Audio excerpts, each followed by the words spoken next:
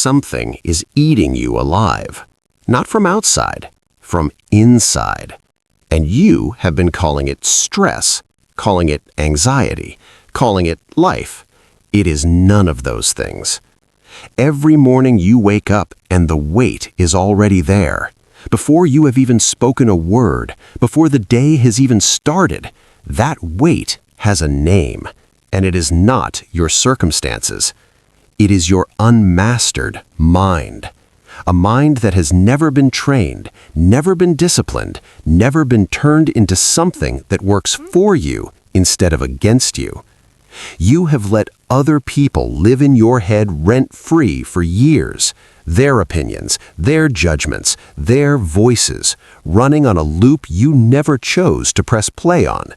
And while your mind is occupied with their noise, your life is passing. Your potential is sitting untouched. Your power is bleeding out through every distraction you entertain. Arthur Schopenhauer watched this happen to an entire civilization. 200 years ago, he diagnosed the disease that is still destroying men today. He said, the mind left unmastered becomes a prison, not a tool, not a weapon, a prison with no walls, which makes it the most dangerous kind. This video is about mastery, not of others, of yourself. The kind of mastery that makes you untouchable, not because nothing happens to you, but because nothing can break what you have built inside. Stay with this, because what Schopenhauer understood about the human mind, they did not want you to know. And once you hear it, you cannot unhear it. The man who has mastered his mind cannot be touched. Let's begin. Let us start with what they sold you.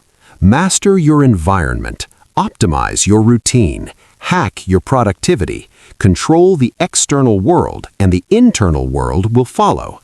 And you tried, you optimized, you planned, you built the perfect morning routine, and the chaos followed you into it anyway, because they had the direction exactly backwards. The world does not need to be controlled.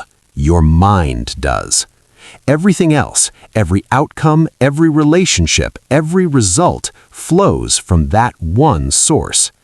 They kept you focused on the external because an externally focused man is a man who can be sold to, distracted, controlled, redirected every time a new product promises to fix what only philosophy can. This knowledge is for protection, not destruction.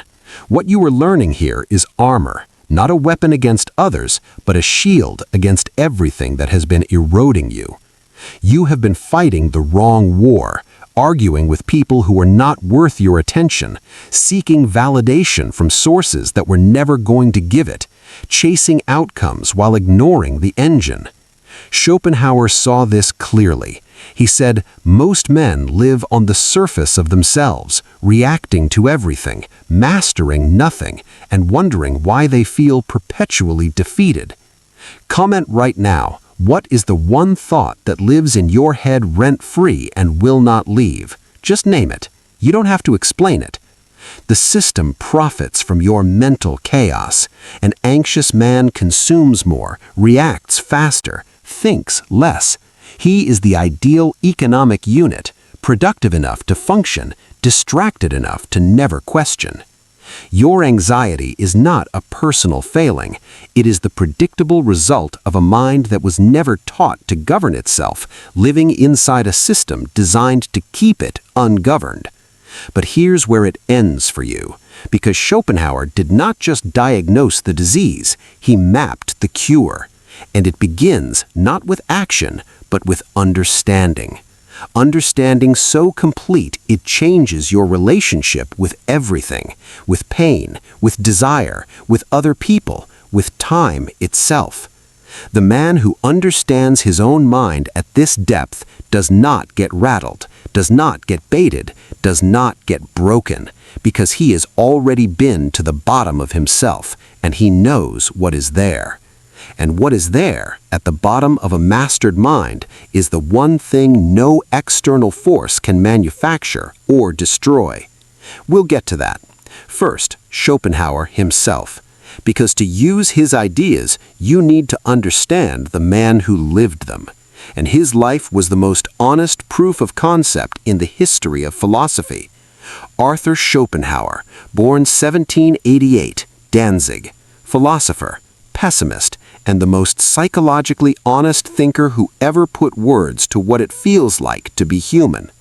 He was rejected by the academic establishment, ignored for decades, his lecture theater empty while Hegel filled auditoriums across the street. He scheduled his lectures at the same time deliberately and lost.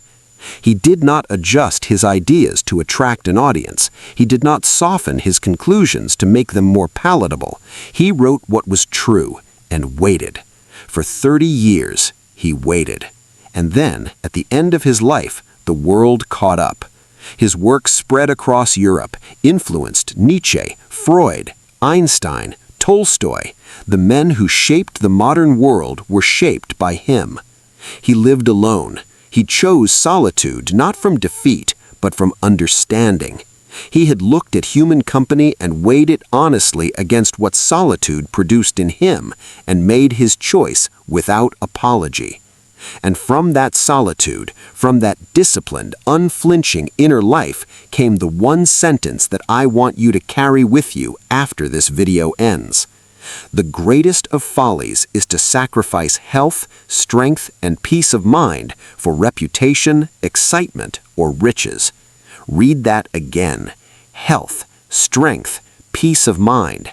He ranked those above reputation, excitement, and riches, in a world that has inverted that hierarchy entirely and sold you the inversion as wisdom.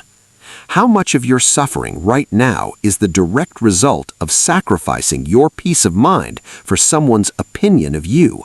Be honest, nobody is watching except you. Schopenhauer built his entire philosophy on reclaiming what you just watched that man drop. And now, his lessons, each one harder than the last. Lesson 1. Schopenhauer's central idea, the will. Not willpower as you understand it, something deeper. The blind, relentless drive that runs every living thing, including you. The will does not care about your happiness. It does not care about your goals. It wants one thing, to perpetuate itself, to keep wanting, to keep driving, to never arrive. This is why you achieve the thing you wanted, the promotion, the relationship, the money, and feel empty within weeks. The will simply moves the goalposts. That's its function. Most men spend their entire lives serving the will without knowing it exists, chasing, consuming, achieving, craving, repeating, and calling it ambition. Schopenhauer said the first act of a mastered mind is to see the will clearly, to name it, to watch it operate in you without immediately obeying it. Comment what is the one thing you keep chasing that never actually satisfies you when you get it. Name it. That's your will showing you its game. Lesson 2. Schopenhauer did not say avoid suffering. He said understand it. Because suffering avoided unconsciously becomes suffering that runs you. Suffering faced consciously becomes the material you build from. Every man you admire for his stillness has not avoided pain. He has processed more of it than you have. His calm is not absence of experience. It is the residue of everything he did not run from. You have been running from the same 3 or 4 experiences your entire adult life, repackaged as different problems, different relationships, different jobs, different cities, but the same wound, unexamined. Schopenhauer said the examined life, not the comfortable life, is the only one that produces genuine strength. Comfort produces softness. Examination produces steel. What are you refusing to examine right now? That's the question. Not what are you avoiding, you know the answer. What specifically are you refusing to look at directly? Lesson 3. Schopenhauer's most confronting idea, desire. He said desire is not the path to fulfillment. Desire is the path to temporary relief followed by renewed craving. The structure of desire is this. You want something you don't have. The wanting is pain. You get the thing. The pain briefly stops. Then a new desire forms, and the pain returns. This is not living. This is maintenance. This does not mean want nothing. It means know what you are doing when you want. Choose your desires consciously. Want things that grow you, not things that temporarily silence the will. The mastered mind does not eliminate desire. It selects desire. It points the engine at targets worth the fuel, and it does not confuse the temporary relief of getting with the permanent satisfaction of becoming. Comment, what desire are you currently chasing that you already know will not satisfy you the way you are imagining? Just name it. Honesty